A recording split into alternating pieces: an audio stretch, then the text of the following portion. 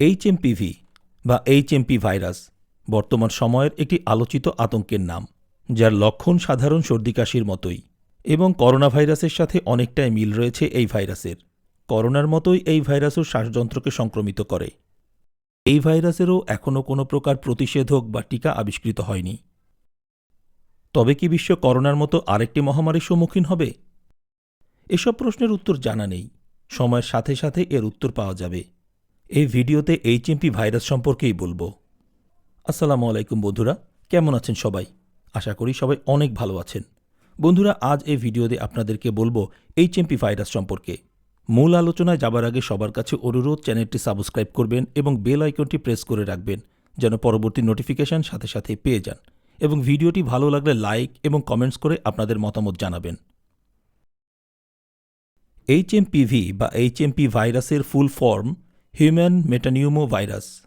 HMP ভাইরাসের লক্ষণগুলো সাধারণ ঠান্ডা, কাশি বা ফ্লুর মতোই, যে কারণে প্রাথমিকভাবে নির্ণয় করাটা কঠিন যে এটি এইচএমপি ভাইরাস নাকি সাধারণ ঠান্ডা কাশি। এইচএমপি ভাইরাসের সংক্রমণ বেশি হয় শীত এবং বসন্তের শুরুতে।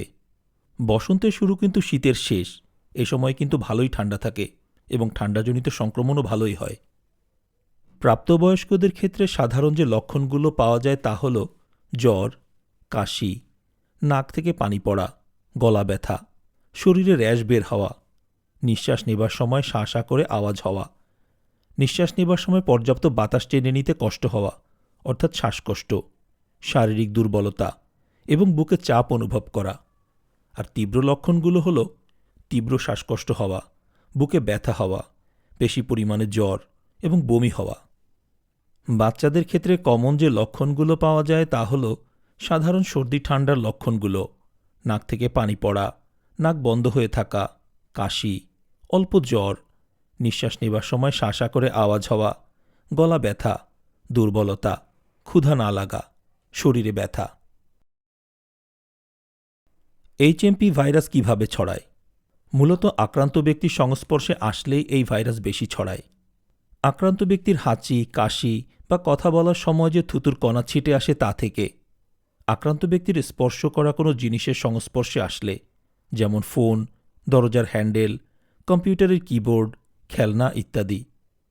আবার আক্রান্ত ব্যক্তির সাথে একটি ঘনিষ্ঠ সংস্পর্শে আসলে তো কোনো মাফই নেই, যেমন হাত মেলানো, জড়িয়ে ধরা, চুমু খাওয়া। কারা এইচএমপি ভাইরাস সংক্রমণ এবং সংক্রমণজনিত ঝুঁকিতে বেশি রয়েছে?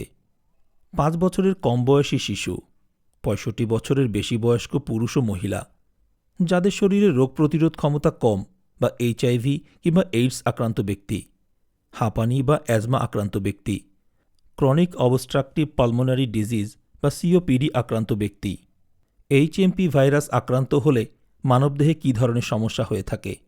আগেই বলেছি, এইচএমপি ভাইরাস মূলত শ্বাসযন্ত্রকে সংক্রমিত করে, তাই শ্বাসযন্ত্র সম্পর্কিত সমস্যাই বেশি হয়ে থাকে, যেমন ব্রঙ্কিওলাইটিস, ব্রঙ্কাইটিস, নিউমোনিয়া, অ্যাজমা বা সিওপিডি এবং কানে ইনফেকশন। একমাত্র কানে ইনফেকশন বাদে অন্য সব কয়টাই শ্বাসযন্ত্রের রোগ।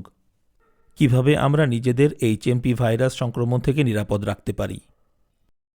ঘন ঘন সাবান দিয়ে হাত ধোয়া, অপরিষ্কার হাতে চোখ, নাক, মুখ স্পর্শ না করা, জ্বর, সর্দি, কাশি হলে সুস্থ না হওয়া পর্যন্ত বাড়িতে থাকা, প্রয়োজনে নিকটস্থ হাসপাতালে যোগাযোগ করা, মাস্ক ব্যবহার করা, হাঁচি বা কাশি দেওয়ার সময় টিস্যু বা বাহু দিয়ে নাক মুখ ঢেকে নেয়া, ব্যবহৃত টিস্যু ঢাকনাযুক্ত ময়লা ফেলা ঝুড়িতে ফেলা, আক্রান্ত ব্যক্তি থেকে কমপক্ষে 3 ফুট দূরত্ব বজায় রাখা। তো বন্ধুরা, এই ছিল এইচএমপি ভাইরাসের আদ্যোপান্ত। ধন্যবাদ বন্ধুরা, ভিডিওটি শেষ করছি। সকলে ভালো থাকবেন, সুস্থ থাকবেন এবং আবারও বলছি, সবাই চ্যানেলটি সাবস্ক্রাইব করে পাশে থাকবেন। Tata, bye bye.